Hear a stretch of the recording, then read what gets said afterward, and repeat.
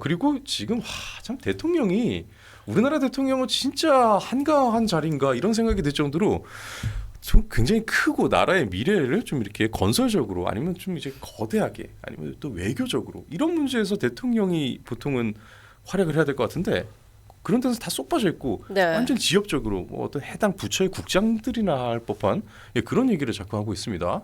이번에는 농지를 건드렸어요. 네. 자, 이번엔 농지 견은 이재명 대통령입니다. 농사를 안 지으면 이 매각 명령을 할 수가 있습니다라고 하는데요. 일단은 명분은 있어요. 명분은 이 농지라는 것은 농사 짓는 땅입니다. 경자 유전, 그러니까 밭갈 경자죠. 그러니까 이제 밭을 가는 자가 밭을 갖고 있는 거다. 그러니까 농지를 소유한 자는 반드시 농사를 지어야 된다라는 게 이게 헌법에도 경자 유전이 명시가 되어 있습니다. 그래서 농지를 갖고 있으면은 이거 다 농사를 지어야 돼요. 아니면은 이제 뭐 이렇게 농지로 이제 임대를 이렇게 주게 되는 경우가 있죠. 그래서 이제 도지를 준다고 해서 그렇게 빌려주는 경우도 있고 그래서 그 농지는 반드시 놀려야 돼요. 계속 이렇게 이 농사로 이렇게 돌려야 돼요. 저 같은 경우도 이제 시골에 이제 농지가 있어가지고 거기다가 뭐 이제 농작물을 심어가지고 계속 관리를 하고 있는데 그래서 작년에 휴가 쓰고 그 농사 지으러 갔다 왔거든요.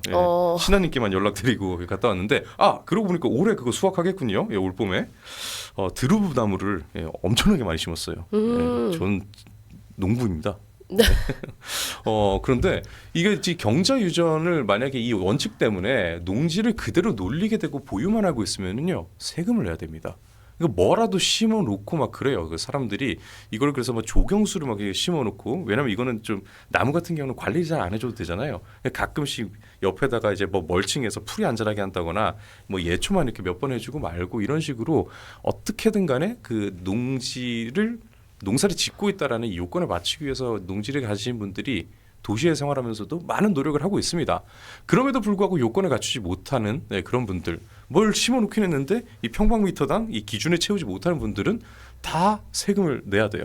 그렇죠. 그 농지 관련해 가지고 이제 혜택 받으려고 원래 지어야 되니까 농사를 지어야 되는데 그렇지 않은 분들이 있었던 거고 실제로 우리는 이 기사를 통해서 이 정치인들이나 뭐 인사청문회 앞두고 제일 많이 들었던 것 중에 하나가 바로 농지법 위반이잖아요. 그러니까 그렇게 안 지키는 분들이 많은 건데 그래서 저는 이제 이걸 보면 일반 국민뿐만 아니라 정치인들도 그동안 많이 안 지켜왔던 거잖아요. 네, 그러니까요. 정치인들도 심지어 얼마 전에 이제 돌아가신 그 이해찬, 그 경우도 이제 농지법 가지고 관련해 가지고 농지 부분으로 굉장히 또 시끄러운 적도 있었고. 그래서 저는 이재명이 이 얘기를 했을 때 아니 자기들 진영 사람들이나 정치인들이나 이런 사람들한테나 뭐라고 먼저 하고 솔선수범을 먼저 보이고 국민들한테 이런 얘기를 해야 되는 것 아닌가라는 생각이 가장 먼저 들었습니다. 네, 그래서 지금 문제가 되는 게 농지까지 투기 대상이 되어버렸다면서 이 농림축산식품부에다가 이거 전수조사를 하라고 했습니다. 그래서 농사 안 짓고 있으면은 이거 다 강제 매각을 시키겠다는데 이게 참 방식도 굉장히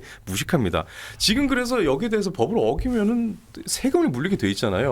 근데 세금을 물리는 선에서 끝나는 이유가 그렇다 해서 강제 매각을 시켜서 강제 처분을 시키는 것은 1차적으로 강제 처분을 시키면은 즉각적으로 팔아야 되기 때문에 낮은 가격으로 이제 재산권이 방어가 안 되는 문제가 있고 애초에 내 재산권을 강제 매각시키는 부분은 사유재산권에 대한 과도한 침해에 따라서 헌법적 가치에도 굉장히 어긋나는 부분이라고 하죠.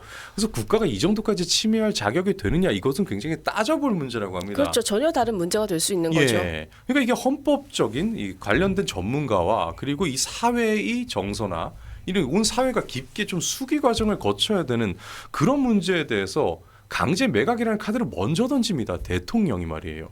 그러니까 계속 일을 이런 식으로 한단 말입니다. 우리 사회에 이런 문제가 있는데 이런 것에 대해서 좀 공론화를 시켜서 대화를 해보고자 합니다. 이런 식으로 얘기를 한 것도 아니고요.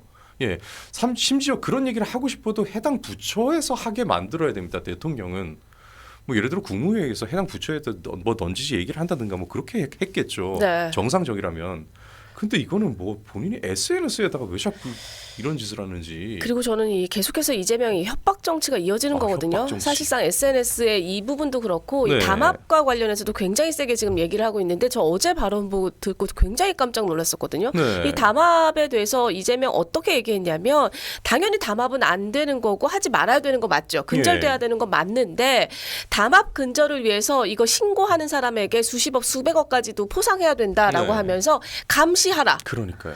이게 일반 일상적인 그곳에서 일하는 사람들조차에게도 일하라가 아니라 네. 담합하는지 지금 자세히 보고 왜냐하면 이게 수십억 수백억이면 그냥 다른 일 안 하고 그것만 매달려도 사실 네. 되는 정도인 거잖아요. 한 건 터지면 대박인데. 그렇죠. 예. 거기다가 뭐 로또 하듯이라는 표현까지 나오던데 담합을 이거를 찾기 위해서 사람들이 그럼 자기의 이 기본적인 사회 생활이나 이런 직장 생활 내팽개치고 지금 그것만 집중해가지고 담합하는지 안 하는지만 보라는 건지 예. 잘 모르겠더라고요. 아이고 자꾸 이제 북한식 아니면 사회주의식 시스템 있잖아요. 서로 감시하게 그렇죠. 하고 그런 거 자꾸 도입하려고 하는데 진짜 쎄하기가 네. 예, 진짜 짝이 없습니다. 저는 어떻게 저런 말을 대통령이 할 수 있을까라는 예. 생각이 정말 들었습니다. 그 정의경님도 이거 공산주의 만드는 짓이다. 네. 예, 코카콜라님께서도 독재국가 다 됐다고. 예.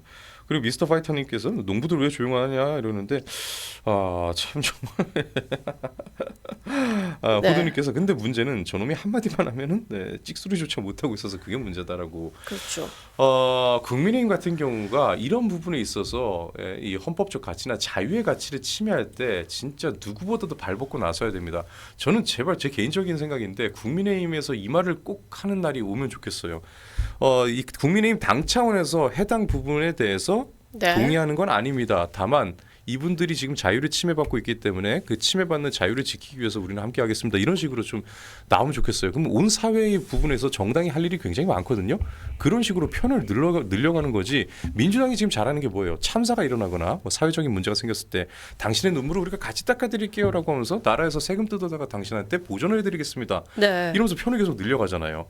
예, 그런데 명분을 가지고 있으면서 자유에 대한 수호라는 명분을 가지고 있으면서도 보수 정당이 이렇게 미온적으로 나온다? 이건 좀 문제가 있는 것 같습니다. 참, 네, 상당히 우려가 되는데 일단은 뭐